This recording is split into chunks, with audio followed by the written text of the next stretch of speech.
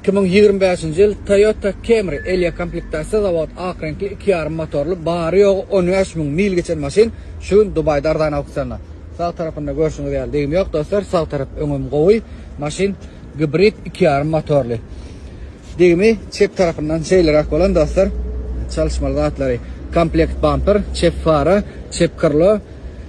Kapağıdan çalışmalı olma mümkün görmeli dostlar. Şeyler motoruna mörködelim. Motorunu örküp geçelim dostlar. Yankıda ismi de hibrid. Sağ tarafında hiç yıl deyim yok. Çep tarafım şeyler.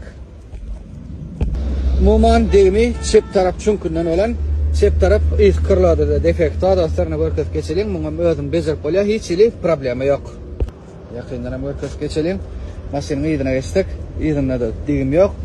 Yankıda ismi de Elia komplektasiya. Arastacadır salonun için örküp geçelim.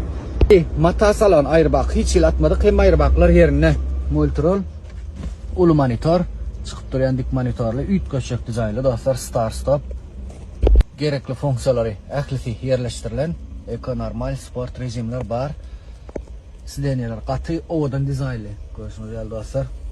Ovadan renkte mata probek yang belli geçtik bar yok 13.000 mil geçen.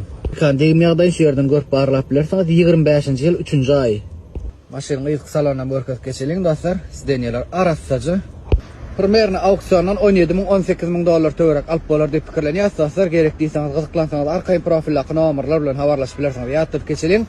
2025 yıl Toyota Camry Elia komplektasiya 2.5 motorlu, hibrid motorlu, bari yo'q 13.000 mil geçen maşin şu Ardana auksyonu.